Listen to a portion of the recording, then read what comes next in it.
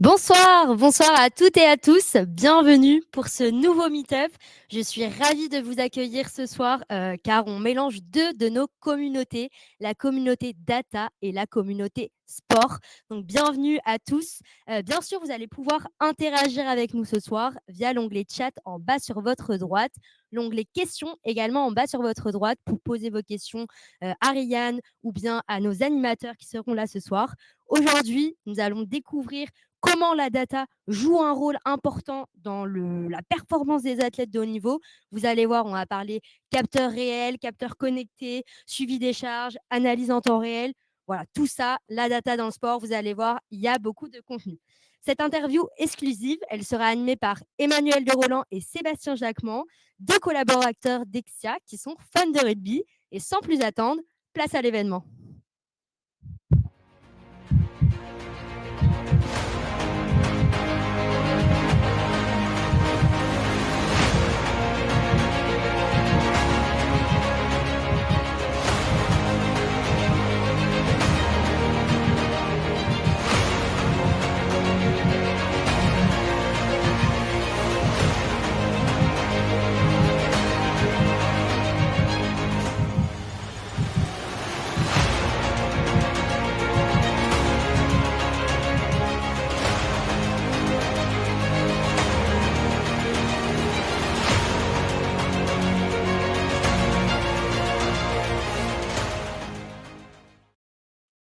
Bonjour à tous et à toutes. Merci d'être avec nous pour cette conférence. Alors, pour ceux qui ne me connaissent pas, je suis Sébastien Jacquemont. Je suis administrateur Splunk au sein d'Extia chez le client Decathlon. Je suis là aujourd'hui parce que la vie ne s'arrête pas aux données, au monitoring, à l'analyse de données, mais parce que je suis aussi passionné du ballon ovale et que j'ai pratiqué du rugby à 15 et qu'aujourd'hui je pratique le rugby à 5. Mais je suis surtout un fervent supporter du Stade Français Paris. Cette passion qui, avec Emma, nous unit sur ce point de vue-là, nous a donné l'idée de faire cette fameuse conférence sur la data dans le sport. Merci Sébastien. Bonjour à toutes et à tous. Donc moi, c'est Emmanuel de Roland, ingénieur d'affaires à Extia Lille depuis un peu moins d'un an, où j'accompagne principalement le client Decathlon. J'ai eu la chance pendant mes 5 années d'études de jouer au rugby à Villeneuve-d'Ascq. C'est un club féminin à haut niveau. J'y ai côtoyé d'ailleurs pas mal de filles qui jouent actuellement en équipe de France. Et d'ailleurs, j'en suis très fière. J'ai pu voir du coup pendant les entraînements les outils qu'elles utilisaient pour l'analyse de la performance. Et voilà, en arrivant chez Extia, je me suis dit pourquoi pas lier le métier et le sport passion.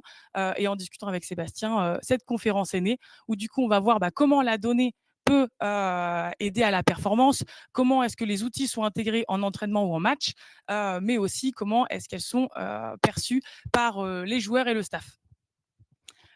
Donc, pour expliquer un petit peu plus le rugby pour ceux qui ne connaîtraient pas ce sport, c'est un sport collectif qui se joue à 15, à 10, à 7, à 5, même à 13, donc qui prend énormément de formes différentes. C'est un sport qui va du coup allier la vitesse, la puissance et la stratégie, mais surtout, c'est un sport de valeur, avec la bienveillance, avec le dépassement de soi. Je me souviendrai, je pense toujours, de ce que mon coach me disait avant les matchs. C'était vraiment les filles, on va à la guerre ensemble. Si on en voit une qui a du mal sur le terrain, on la prend avec et puis on la relance dans le jeu. D'ailleurs, Sébastien, est-ce que toi, tu as des phrases comme ça qui te sont restées? Nous, le coach, pour nous motiver quand on allait au match, il nous disait on gagne à 15, on perd à 15 et on meurt à 15. Un peu violent, mais c'est du rugby, hein, une équipe soudée. D'ailleurs, le rugby, ça a pris une belle ampleur en France, à peu près 1900 clubs actuellement sur le territoire, que ce soit de l'amateur jusqu'au niveau élite. Si je précise un petit peu, du coup, le championnat actuel masculin a deux niveaux phares, qui sont la Pro D2, qui est vraiment un vivier de talent, mais aussi le top 14, qu'on connaît notamment pour les joueurs qui évoluent dans notre belle équipe de France. Ce niveau de top 14, il est vraiment reconnu au niveau mondial comme l'un des plus relevés des championnats du coup mondiaux et aussi l'un des plus suivis de la planète. C'est un niveau dans lequel on va retrouver différents clubs, notamment, je pense par exemple à Toulouse, au Racing 92, à l'UBB de Bordeaux, ou encore à l'Olympique universitaire de rugby, le Loup à Lyon. Mais on pense aussi surtout à un club phare qui se reconnaît par sa couleur emblématique. Je ne dirai pas laquelle, mais vous allez vite le deviner. C'est le Stade français qui fait vibrer Paris par des derbys vraiment spectaculaires et qui a une histoire vraiment riche. Et là, je vais laisser plutôt Sébastien vous l'expliquer. Comme tu disais, Emma, le Stade français est toujours un club emblématique sur le bassin parisien avec ses maillots roses qu'on a pu voir à un moment donné, avec ses entrées spectaculaires dans des stades remplis à 80 000 supporters, comme le Stade de France, comme les Classicos, Stade français, Stade toulousain, avec des arrivées de ballon avec les filles du Moulin Rouge, avec des arrivées en avion, en parachute. Enfin, ils ont fait pas mal de choses pour révolutionner le rugby et le faire connaître. Après, c'est aussi un club qui a été fondé en 1883 et qui a un beau palmarès français parce qu'il est honoré de 14 titres de champion de France, un titre de challenge européen. Et puis, il a eu des grands noms de joueurs comme Christophe Dominici, comme Fabien Galtier, comme El Mago, pour ceux qui le connaissent, qui est Juan Martín Hernández, comme Sergio Parissé, enfin, tout plein de grands joueurs qui sont passés par le Stade français. Et on accueille aujourd'hui notre joueur phare qui est Ryan Chapuis, qui va se présenter à nous. Bienvenue Ryan avec nous. J'espère que tu vas bien. On est ravis de t'avoir en notre compagnie et on te laisse te présenter. Bonjour à tous, merci de m'accueillir. Donc moi c'est Ryan Chapuis, j'ai 27 ans. Je suis arrivé au stade à l'âge de 14 ans. J'ai commencé le rugby à l'âge de 10 ans en banlieue parisienne, à Daumont plus précisément. Une passion qui m'a été transmise par mon papa, qui avait fait un peu de rugby dans sa tendre jeunesse. Et du coup j'ai commencé le rugby après la Coupe du Monde 2007 en France, qui avait eu lieu en France. J'ai fait 4 ans dans mon club formateur et j'ai ensuite été recruté à 14 ans au Stade français. Donc ça a été une grosse partie de ma vie. J'ai fait toutes mes classes dans les équipes jeunes, j'ai intégré le centre de formation. En parallèle, j'avais fait un sport-études dans un lycée en région parisienne.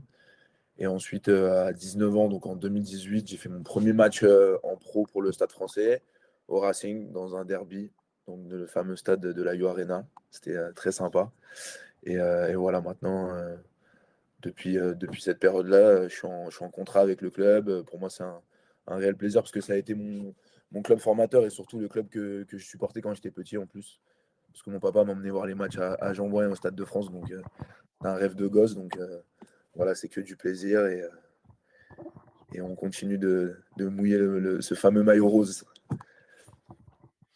Comme tu disais, le rugby est une passion familiale. En général, on a tous soit un papa, soit un fils qui joue au rugby. Et je pense qu'on est beaucoup dans ce cas de figure-là. Ouais, c'est clair. Je pense qu'on n'y arrive pas comme ça au rugby. C'est un sport. Moi, c'est mon papa. Voilà, comme ça Voilà. c'est dit. C'est mon papa aussi. Bah, merci beaucoup Ryan pour cette présentation. J'espère que tu es prêt. On va passer aux questions. D'abord, tout ce qui va être intégration des technologies dans le sport et par rapport à cette thématique, à quel niveau actuellement les technologies elles sont intégrées dans le sport de haut niveau? Eh ben, écoute, nous, c'est vrai que c'est un outil qu'on utilise au quotidien, donc de plusieurs façons. Nous, notre outil, enfin, nous, les coachs plutôt, l'outil préféré, c'est le fameux GPS, là, le petit boîtier que vous voyez à gauche. Donc ça, c'est des boîtiers que vous verrez plus tard. On les met dans des brassières qu'on porte sur toutes les séances d'entraînement. Donc du lundi au vendredi. On a un petit jour off quand même qui coupe la semaine au milieu de la semaine, sinon s'entraîner tous les jours, ça serait trop. Mais voilà, donc en général, c'est le GPS. Donc après, on verra pourquoi ce petit instrument est très très important pour nous et aussi pour le staff. Après, on a aussi les nouveaux outils qui commencent à se développer, notamment en salle de muscu, pour calculer un peu la vitesse des barres et voilà, de type GymAware. Donc ça commence de plus en plus à se développer. C'est vrai qu'à l'époque, voilà, on a cet outil-là aussi. On a les iPads à disposition. C'est des espèces de petits boîtiers qui sont connectés du coup, à un serveur sur la tablette. Et nous, dès qu'on va faire un mouvement avec la barre, ça va calculer la vitesse et la puissance qu'on va développer. Et ça, après, ça permet au prépa physique d'analyser, de pouvoir calculer les charges qu'on peut potentiellement développer et pousser. Donc voilà, ça, c'est un outil qui commence à devenir à la mode, on va dire. Donc on retrouve même en salle de muscu des trackers. On est traqués de partout, on va dire. Et ensuite, on a aussi les cardio. Donc les cardio, ça va être une petite ceinture qu'on va mettre au niveau juste sous les pecs, là, et qui va calculer la fréquence cardiaque. Ça, c'est surtout en pré-saison qu'on l'utilise. Ils ont une base de données, comme ça, après, ils arrivent à voir comment on arrive à rester dans l'effort avec des fréquences cardiaques assez hautes. Donc, ouais, voilà, vous voyez là sur la photo. Donc, ça, c'est un peu le setup de notre data scientist. Donc, au sein du staff, il y a un prépa physique qui est data scientist. Donc, lui, il s'occupe principalement de toutes les données qu'on développe au quotidien. On l'appelle le geek parce qu'il est tout le temps sur l'ordi. Il est tout le temps sur l'ordi. Il passe ses journées à coder des trucs que nous, on ne comprend pas. Donc, mais bon, il en faut. Donc, ça, c'est son petit setup. Ça, c'est un boîtier là où on pose les GPS, ça les met en charge là, quand on ne les utilise pas. Et après, on a cette fameuse brassière avec le petit, avec la petite poche. Donc, on va caler le GPS dedans. Bon, là, je l'avais mis à l'envers. Je suis désolé. C'était une séance d'entraînement, j'avais la tête un peu ailleurs. Mais donc, ouais, voilà, il y a cette petite poche pour éviter que le GPS, bien sûr, ne sorte pendant les séances d'entraînement ou les matchs. Et donc, ça, voilà, on l'a au quotidien. Sur les jours de match, dans les maillots de match, ils ont créé une fameuse poche déjà faite par le fabricant des maillots parce que pour certains, porter la brassière, c'est un peu désagréable. On y viendra aussi par rapport au confort avec tous les instruments qu'on a au quotidien. Mais du coup, sur les jours de match, on a dans les maillots de match une petite poche où ils rangent directement le GPS. Donc nous, on ne le voit même pas le jour de match où on enfile le maillot et il y a déjà le GPS dedans. Et quand on l'enlève, le prépa vient récupérer son matériel. Donc voilà, c'est ce fameux petit boîtier qui nous suit au quotidien et qui récupère pas mal de données. Et du coup, ce boîtier que tu as au quotidien, que tu as en match, quand on vous voit déblayer dans des rucks, est-ce que c'est quelque chose qui vous gêne ou pas du tout?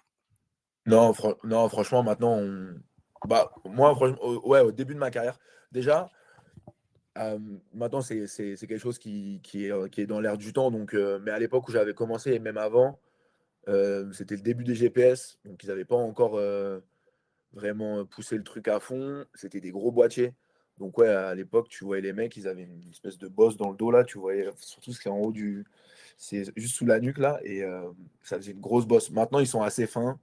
Bon, je pense qu'ils peuvent mieux faire encore, mais maintenant ça va, ils sont assez fins et tu le sens plus. Enfin, tu le sens plus. À part que tu prends vraiment un pet dessus, et encore avec l'adrénaline des matchs et des entraînements, on prend tellement de coups que je peux te dire que le GPS, je le sens pas. Donc. Du coup, comment sont accueillis ces outils au sein du staff et au sein des athlètes? Bah, au sein du staff, je dirais que pour eux, c'est un réel outil de travail. Ils en ont besoin concrètement. Nous, en tant que joueurs, on se fait des blagues souvent, on essaie de jouer des mauvais tours aux data scientists parce que en fait on est traqué quoi au quotidien. Donc s'il y a un jour où tu n'as pas vraiment envie de t'entraîner ou quoi, de par les données GPS, ils verront tout et tu pourras pas forcément te cacher. Donc c'est vrai que nous les joueurs, bon maintenant ça fait partie de notre quotidien et on est tellement un haut niveau de performance que il faut l'accepter et on en a besoin. Mais c'est vrai que nous, parfois, on fait des petites blagues au prépa physique, on essaye de les cacher, il y en a qui les mettent dans la chaussette, mais sauf qu'il le voit tout de suite, parce que ça capte pas le signal. Donc lui, il a son ordi, il a un live qui est direct envoyé sur son ordi pendant les entraînements, et s'il voit qu'il n'y a pas de signal GPS, il nous court derrière là pour essayer de voir si on a bien le GPS. Donc ouais, non, c'est sûr que au niveau des joueurs, maintenant, c'est bien accueilli. Ça fait partie de notre outil de travail et c'est important aussi pour prévenir des blessures et de plein de choses. Et au niveau du staff, ouais, tout dépend sur quel type de travail est axé le staff.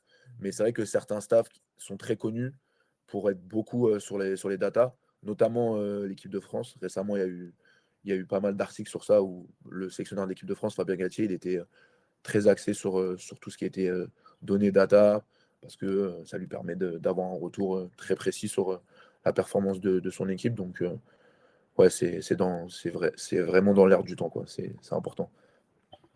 Tu parlais de Fabien Galtier, j'ai eu la chance de le rencontrer en tant qu'entraîneur du Stade Français, mais je l'ai eu dans une conférence pour l'éditeur du logiciel sur lequel je travaille, donc Splunk, et il nous expliquait tout ça avec les analyses des datas, comment c'était intégré, qu'est-ce qu'il en faisait, comment il organisait tout son entraînement autour de ça.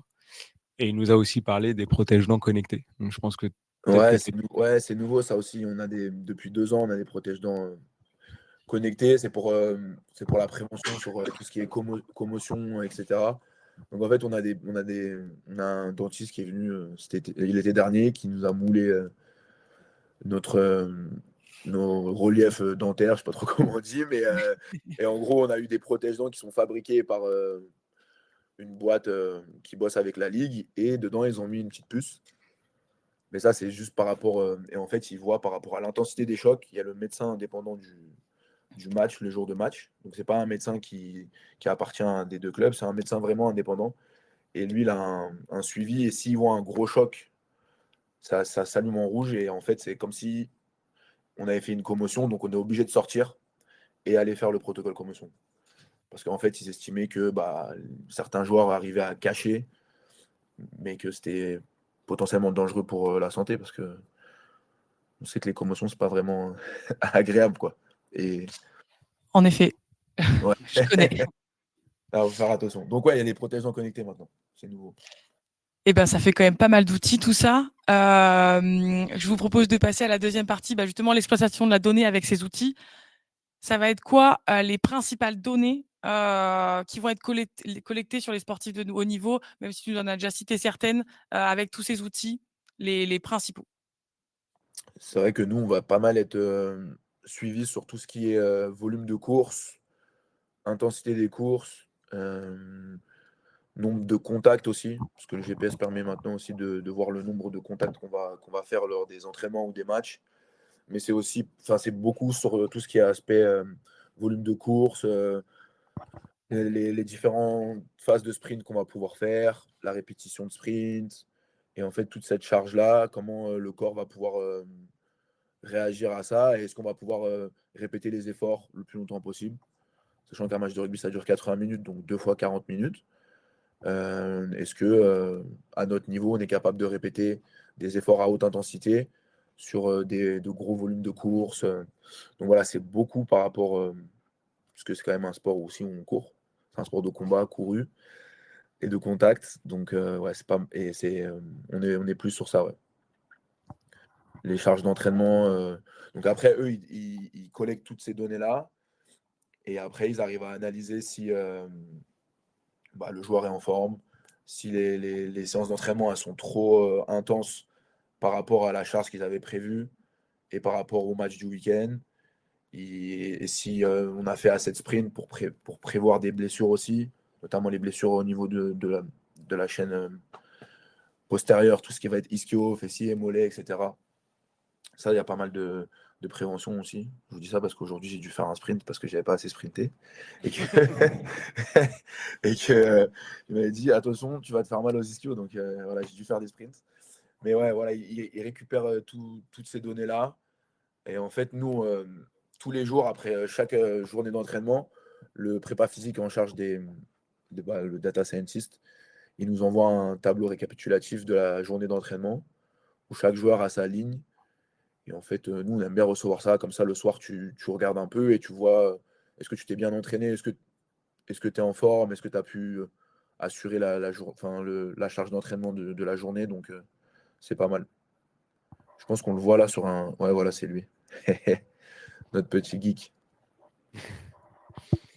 Et du coup, toutes ces données qui sont traitées et utilisées, elles permettent d'améliorer la performance sur les entraînements, sur les matchs. Ouais, elle est utilisée au quotidien, notamment par le staff. Donc nous, les joueurs, on va juste regarder notre petit tableau le soir. Mais c'est vrai que eux, c'est beaucoup plus poussé. Ils ont des réunions assez souvent pour calibrer les charges d'entraînement, pour regarder si là on est un peu trop haut ou on est trop bas. Est-ce qu'on est en surentraînement, sous-entraînement, surcharge, etc. Pour pouvoir être en fait le plus performant le week-end. Nous, notre cerise sur le gâteau, on va dire, c'est le match au week-end. L'entraînement, c'est bien. La semaine, on doit se préparer pour être en forme le week-end et pour être le plus performant possible. Donc, si on s'entraîne trop fort la semaine et que le week-end, on n'a plus de jus, ça, ils vont le voir, ils vont pouvoir l'analyser parce qu'ils vont avoir toutes les données de la semaine d'entraînement. Si on ne s'entraîne pas assez, qu'on n'a pas assez couru, etc., pareil, le week-end, peut-être que la caisse, elle ne sera pas assez costaud pour assumer le match. Donc voilà, ça, ils récupèrent. Donc il y a des semaines où, nous on l'a vu, il y a des semaines, notamment sur les pré-saisons, parce qu'il n'y a pas de match, donc ils peuvent calibrer. Mais il y a des semaines où on se fait tabasser, entre guillemets. Nous, on appelle ça comme ça. Où vraiment ça s'entraîne fort, fort, fort. Et il y a d'autres semaines où, typiquement, nous, cette semaine, on est en semaine de décharge. Donc les journées d'entraînement, elles sont un peu moins intenses. Parce que on est sur un cycle de. Nous, on a repris les entraînements le 15 juillet. Et depuis le 15 juillet, on a eu peut-être, allez, en gros, à tout péter, une semaine de vacances. Donc, depuis le 15 juillet, on s'entraîne tous les jours, quasiment tous les jours de la semaine. Et là, on est sur un bloc de 9 matchs d'affilée, ce qui est quand même costaud. Donc voilà, faut réussir à calibrer les charges d'entraînement pour qu'on soit en forme le week-end et gagner des matchs. Ok, merci beaucoup. Donc, si je comprends bien, les données, elles sont du coup traitées par le fameux geek data analyst, mais aussi bien par les joueurs et par les coachs. C'est bien ça? Exactement. Ouais. Ok. Et du coup, comment est-ce que toi, suite aux remontées, au tableau dont tu nous parlais, tu adaptes ton entraînement ou même ton jeu en match par toi-même? Bah, faut savoir que nous, on est très compétitifs. Enfin, on est des compétiteurs dans l'âme. Donc, en fait, dans une équipe de rugby, on va être 40. 40 à peu près, pour 23 qui jouent tous les week-ends. Donc après, aux entraînements, ça fait un peu de monde, parce que ça se joue à 15. Donc 40, il y a aussi il y a des blessés, vu que c'est un sport de contact. Donc au final, les semaines, on arrive à se retrouver à 32, 33, à s'entraîner. Après, ce qui fait que nous, on va aussi être intéressés par nos données, c'est qu'au moment où ils nous les envoient, nous, le prépa physique, le data scientist, notre ami le geek, on est,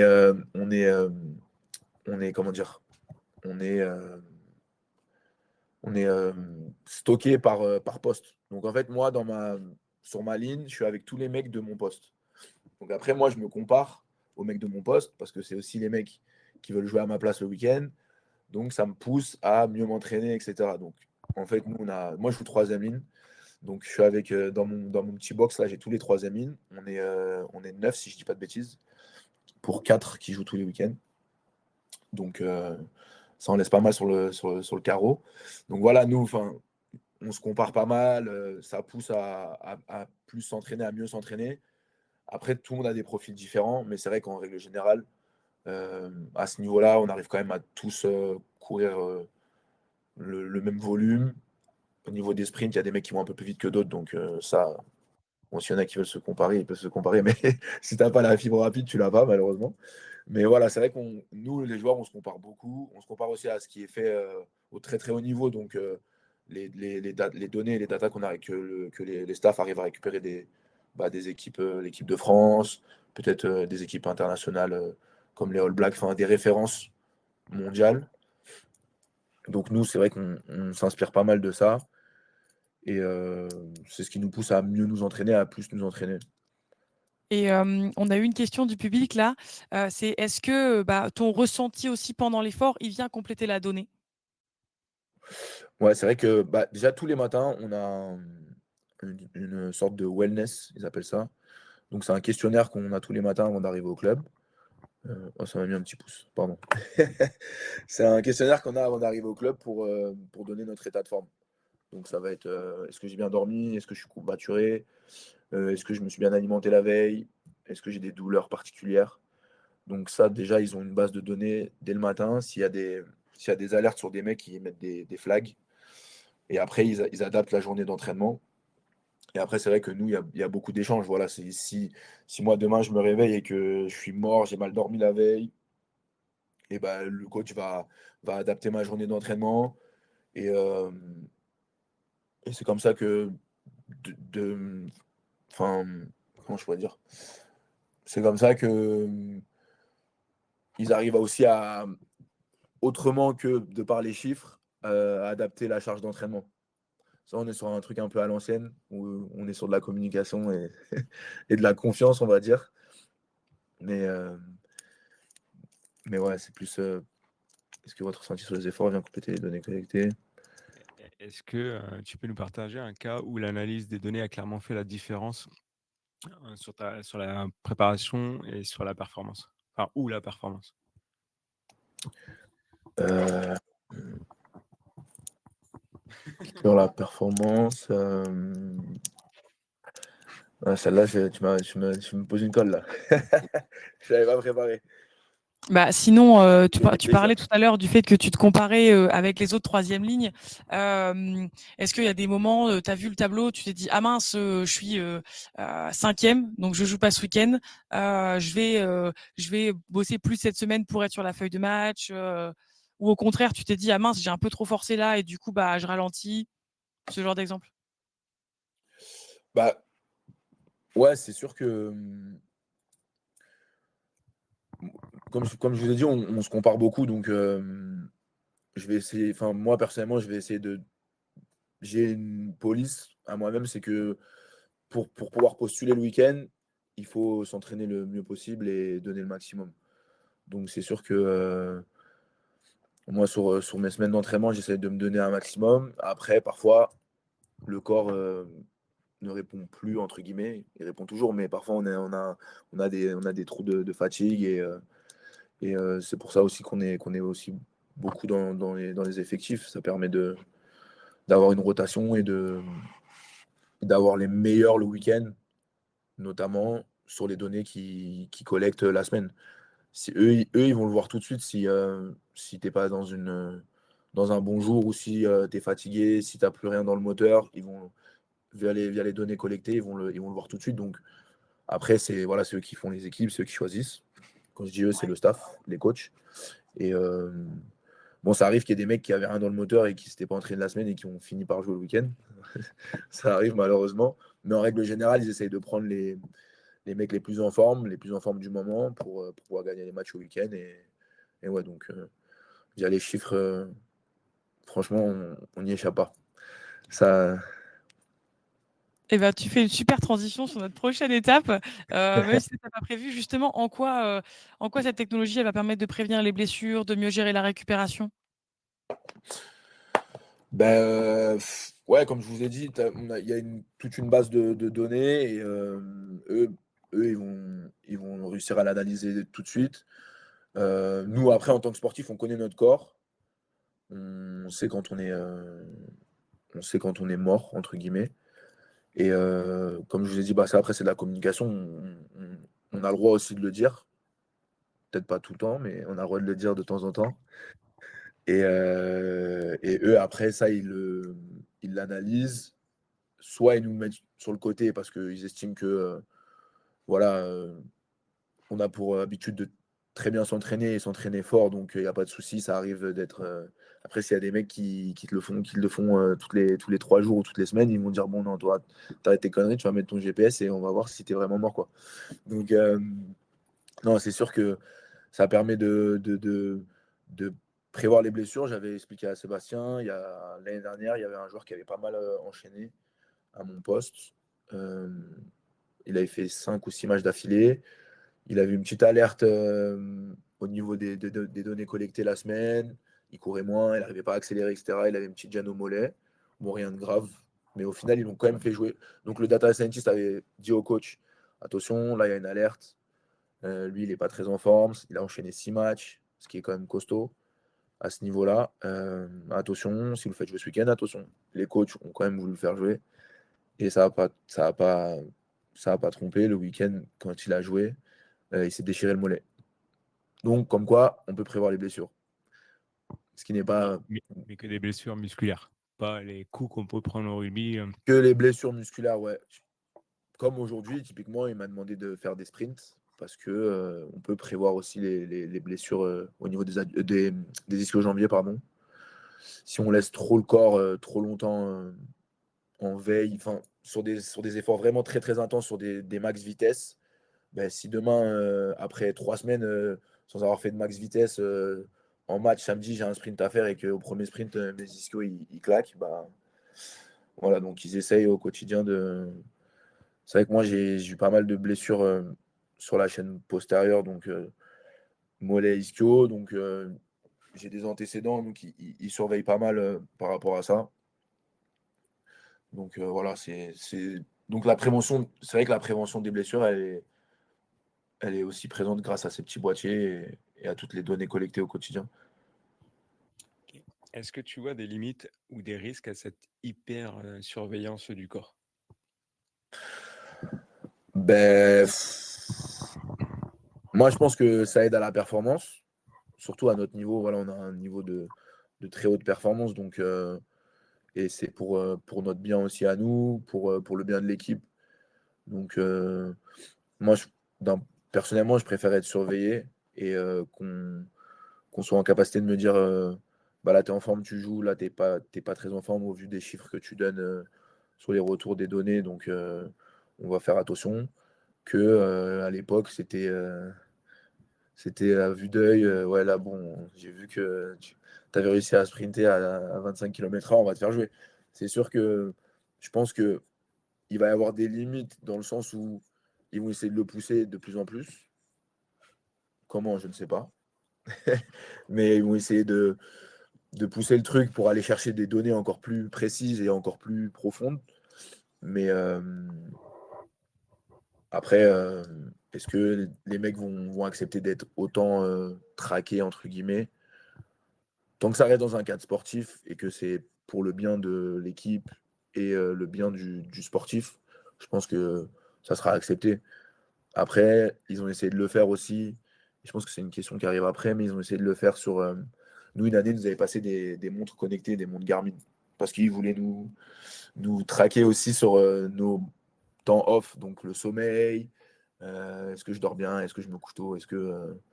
Sauf que ça a ses limites parce qu'il y a pas mal de mecs qui avaient râlé parce que bah, ça reste de la sphère privée, entre guillemets. Nous, on a un métier comme vous allez à l'entreprise de 8h à 19h et après, vous êtes chez vous. Enfin, nous, c'est pareil, on va au boulot, on va à l'entraînement de 8h30 à 16h30 et après, on a notre vie privée à côté. Donc, il y a toutes ces limites-là qui font que, est-ce que à terme, ils iront aussi chercher plus loin sur les temps off, sur le week-end, sur le soir, la nuit, la récupération. Bon, 8h, 19h, je pense que tu as un peu surestimé notre temps de travail. Ouais. Mais du coup, il faut le dire aussi, Ryan, il a été voir les data analystes pour avoir un peu de la donnée technique. On sait qu'il y en a aussi qui sont fêtards dans l'équipe. Et qui donc des fois ont des mauvaises données le lendemain matin. Mais justement, tu parlais des Garmin qui avaient eu potentiellement aussi pour voir à l'extérieur de l'entraînement. Est-ce que toi, tu as déjà modifié ton alimentation, modifié peut-être ton rythme de sommeil par rapport à la donnée pour justement l'améliorer? Ouais, ça, bien sûr, je l'ai fait. Déjà, au niveau de la nutrition, on est suivi, il y a un diététicien. On a appris à manger parce que je pense que quand on est jeune, au début, on mange n'importe comment. On pense que c'est manger des pâtes et du poulet tous les jours pour être comme ça, mais au final, c'est pas ça. Donc, ouais, Ah on bon? apprend à manger. Non, un peu, mais pas tant que ça. Mais ouais, non, c'est vrai que l'alimentation, c'est hyper important. Ça fait partie aussi de notre protocole de récup et de sportif de haut niveau pour prévoir les blessures, pour être performant pour plein de choses. Et au niveau du sommeil, moi j'avais fait une démarche perso et pas mal de groupes de joueurs aussi dans l'équipe. On avait acheté un petit capteur là qui s'appelle Whoop. C'est connecté à une application au téléphone et en fait ça te récolte toutes tes données sur la qualité de ton sommeil, tout ce qui va être sommeil profond, sommeil paradoxal, etc. etc. Euh, Aussi sur les entraînements, ça te calculait ta fréquence cardiaque, les pics un peu que tu arrivais à atteindre pendant l'entraînement. Et c'est vrai que ça, c'est pas mal. Ce petit boîtier, il a pas mal été développé là, dans le monde du sport. Il y a beaucoup de sportifs de très haut niveau qui l'utilisent. C'est un peu à la mode, entre guillemets, en ce moment. Et en fait, tu as toutes tes données sur ton téléphone. Quand tu rentres le soir, tu geeks un peu, tu regardes le matin, tu te réveilles, tu te dis, bon, est-ce que j'ai bien dormi? Bon, ça a ses limites parce que je pense qu'à terme aussi, tu deviens un peu parano parce que tu es là à regarder est-ce que j'ai bien dormi, est-ce que j'ai pas bien dormi, des chiffres partout, partout, tout le temps. Au bout d'un moment, il n'y a rien de mieux que de se réveiller et d'avoir un petit filet de bave sur le côté. Là, tu as bien dormi. Oui, donc finalement, le perso, il est aussi important, pas forcément du coup vu par le data analyst avec la montre Garmin, mais tu as eu la démarche aussi de voir toi-même, pour toi-même du coup, un peu ton sommeil, etc. Bien sûr, ça permet aussi de se connaître. Je pense que moi, je l'ai fait pendant 1 an. Ça m'a permis aussi de voir, selon mes habitudes sur ma vie perso, est-ce que à ce moment-là, j'arrivais à bien dormir parce que je faisais ça. Donc ça m'a permis de mieux me connaître, d'établir un process sur mes temps de récup, sur est-ce que aussi au moment quand je faisais la sieste, que ça me permettait d'être plus en forme, etc. etc. Et c'était pas mal. Donc ouais, c'est plus une démarche perso.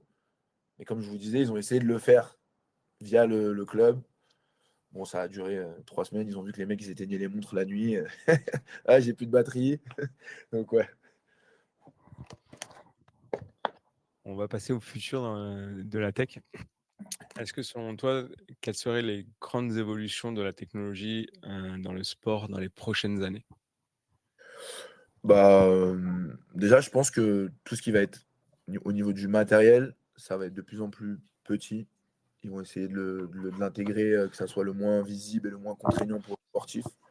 Là, on voit que les GPS, ils sont quand même assez gros, entre guillemets, même si c'est de mieux en mieux. Mais ouais, je pense qu'au quotidien, ils arriveront à avoir du matos qui se voit plus et qui est beaucoup plus performant et moins contraignant à porter pour le sportif. Ensuite, peut-être avec l'IA, je sais pas, je suis pas trop calé, je vous cache pas dessus. Peut-être des robots qui. J'en sais rien. Franchement, Qui joueront à ta place? Ouais, grave, qui joueront à notre place ou qui. Non, non, ouais, c'est. De toute façon, comme je disais, c'est dans l'air du temps. Pendant un moment, ils ont aussi mis des espèces de capteurs GPS dans les ballons. Bon, ça, j'ai toujours pas compris à quoi ça servait parce qu'au final, on n'a jamais eu le retour. Mais je crois qu'ils essaient de traquer les mouvements de la balle pendant les matchs, les entraînements. Donc, ouais, ça, ça va arriver. Il va y avoir de plus en plus d'innovation. Et tant mieux, ça fait avancer la science, le sport, tout ce qui va avec. Donc, on prend. Eh ben, tu as réussi sans le savoir à répondre à une question du public qui était est-ce que la data elle est aussi connectée au niveau du ballon? Félicitations Ryan. Est-ce Ah, que je tu l'avais avais même d'autres pas choses vu. à ajouter là-dessus en Ouais. plus peut-être? Ouais, ouais, elle est connectée au niveau du ballon. En fait, au quotidien, on voit, il y a un ballon. Sur les ballons, ils ont intégré des GPS là, dans la valve. Mais je pourrais pas vous dire à quoi ça sert. Je sais pas du tout. On n'a jamais eu les retours. J'ai jamais vu d'image. J'ai jamais vu de chiffres passer. J'ai jamais. Donc, ouais, non. Ce sera l'occasion de faire une deuxième conférence avec ce sujet, peut-être. Ouais, Euh, exactement. et du coup, moi, j'avais une question, c'est est-ce que toi, maintenant que tu maîtrises un peu les technologies, tout ça dans ton sport, il y aurait un rêve technologique que tu aimerais voir aboutir dans le monde du sport? Rêve Ça veut dire non. technologique. Joker. Peut-être un, peut-être un instrument qui nous ferait courir plus vite, plus fort. Je sais pas, un truc qui. Bon, ça serait du dopage technologique finalement. Mais C'est interdit, hein. ouais, c'est interdit.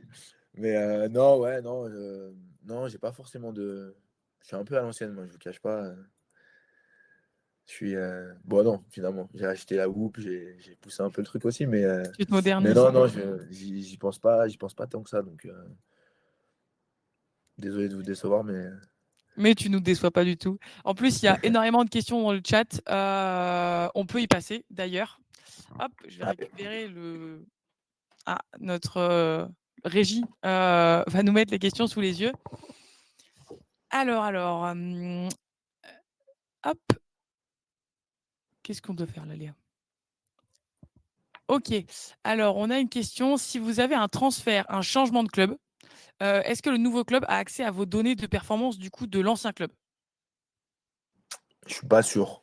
Je pense que ça, je pense qu'ils essaient de garder ça un peu privé, entre guillemets. Après, s'il y a des échanges cordiaux entre les deux parties, à mon avis, ça doit être possible d'échanger des données. Je sais qu'au niveau médical, il y a un suivi si on change de club. Donc, ils récupèrent. Donc, à mon avis, peut-être que, malheureusement, j'ai jamais changé de club. Mais peut-être que oui, Heureusement.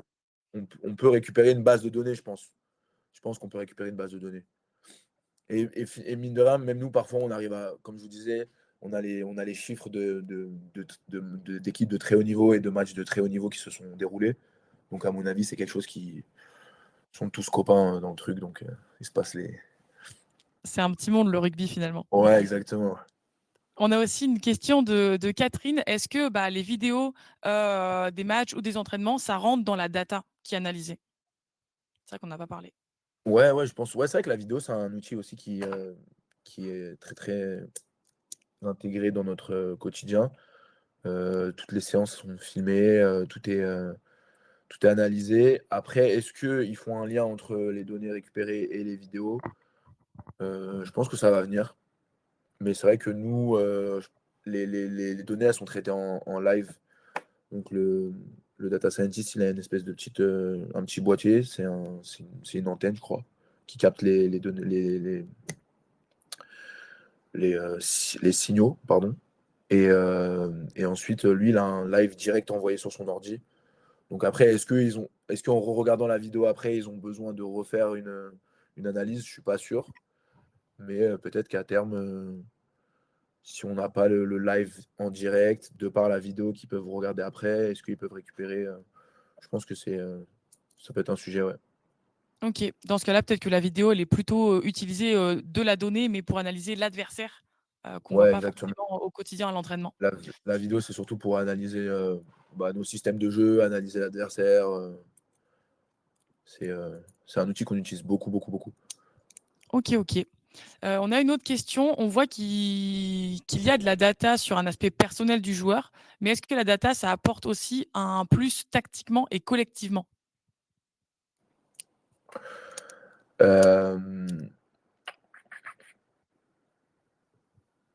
non, je pense. Tactiquement, je pense pas.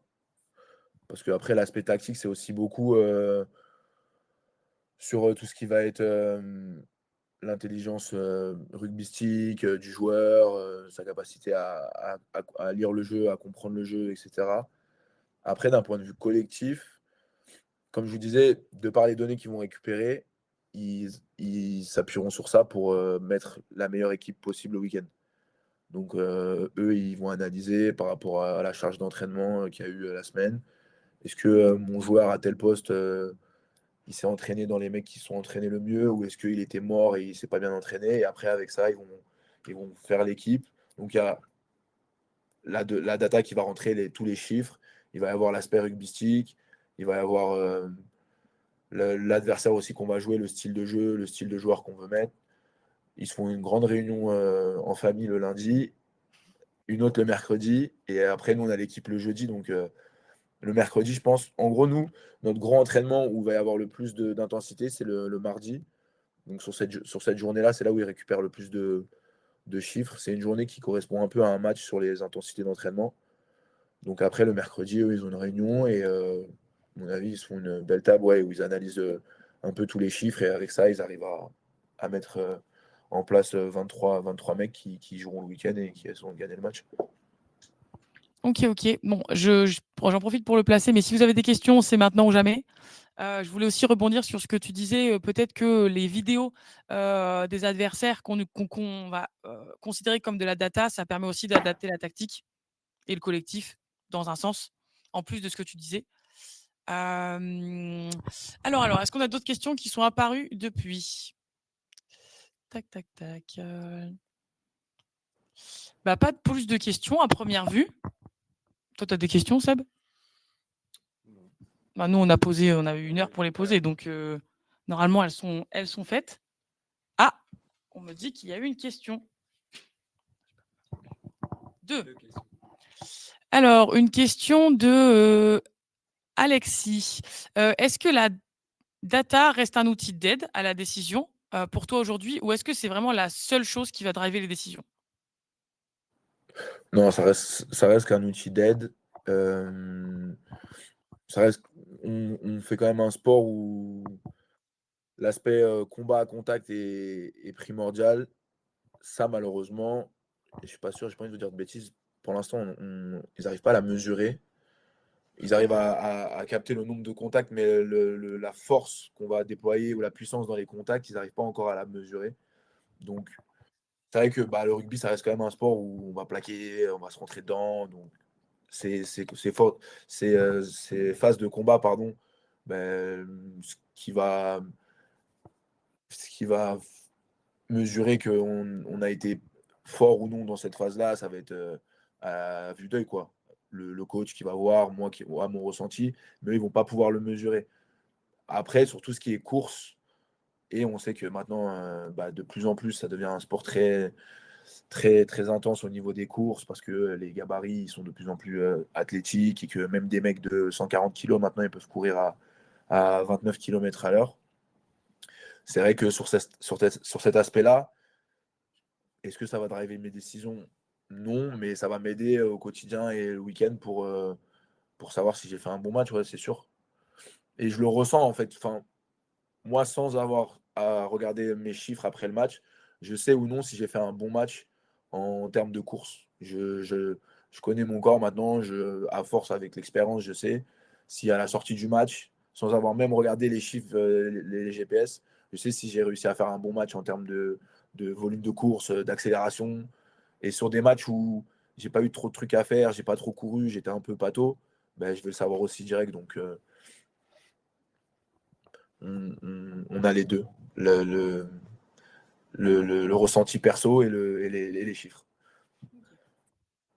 Ok, merci Ryan. On a encore une. Ouais, je viens de voir 140 km/h, 140 kg à 29 km/h, tu te prends une smart dans la tronche. Ouais, c'est ça. En plus. C'est ça. Merci Thierry. On a une question de Fabrice. En tant que tout nouveau coach de Clamart, utilises-tu également la data auprès de tes nouveaux joueurs et notamment te rendre compte que Maxime ne court pas beaucoup? Non, non, moi je suis un peu à l'ancienne comme je te disais et du coup j'arrive à le voir à vue d'œil qu'il court pas. J'ai pas besoin d'avoir les Il y GPS. a des gens qui le connaissent bien ici. Ouais, putain, c'est fou.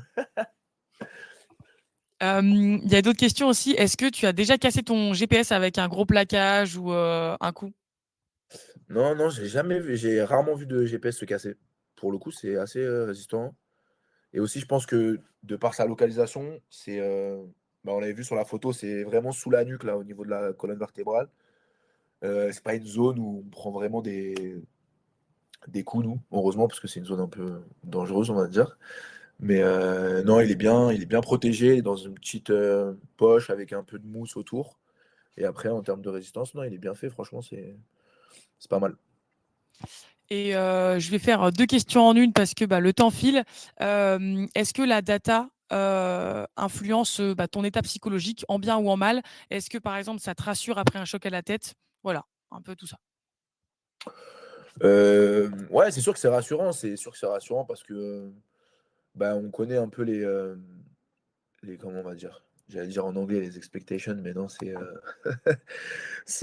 on connaît un peu les standards et les attentes, surtout à notre niveau et aussi de par le poste qu'on joue.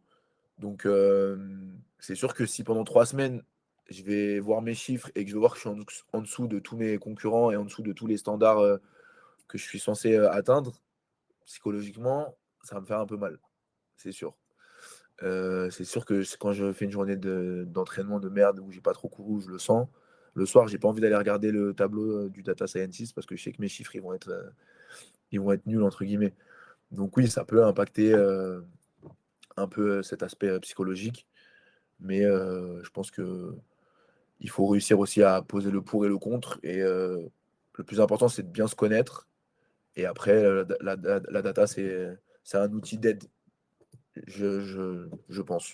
D'un point de vue perso, pour moi, c'est un outil d'aide. C'est pas un outil qui doit déterminer quel joueur t'es, ou c'est vraiment un outil d'aide qui permet de mesurer et de mieux calibrer tout ce qui notre environnement quoi, du quotidien. Merci à tous pour vos questions. Merci à toi, Ryan. Et on sait que tu as signé au Stade Français jusqu'en 2028. Donc, on a une petite surprise pour toi. Belle photo, pas mal. Ouais, merci beaucoup. On a fait notre mieux pour que ce soit joli. Ça continue, on lâche pas. Félicitations en tout cas d'avoir signé jusqu'en 2028. C'est possible qu'on passe te voir un de ces 4 pour un match. Ouais, avec plaisir, ouais, grave. Eh ben, pour conclure ce meet-up, du coup, on peut retenir que la donnée, c'est vraiment devenu indispensable dans le sport de haut niveau, que ce soit pour analyser la performance, s'occuper de la récupération des joueurs, pouvoir aussi les prévenir des blessures et les accompagner dans leur progression dans leur métier. Mais on peut soulever aussi des questions sur le temps personnel, sur la question de son impact sur l'humain. Bon, après, le rugby, ça reste quand même avant tout une histoire de convivialité, hein, d'émotion et de collectif. La data, comme tu l'as dit, c'est une aide. On n'oublie pas les valeurs de ce sport qui nous tient tous à cœur, ici présent. Et merci à tous d'avoir partagé ce moment avec nous. Merci beaucoup, Ryan, d'avoir été notre invité et d'avoir répondu aussi bien à toutes nos questions. Et je vous souhaite une très bonne soirée. Merci à tous pour votre attention. J'espère que vous avez apprécié d'échanger avec nous sur cette conférence. Merci à tous. Bonne soirée. Merci, Ryan, pour cette interview avec nous et le temps que tu nous as accordé. Avec plaisir.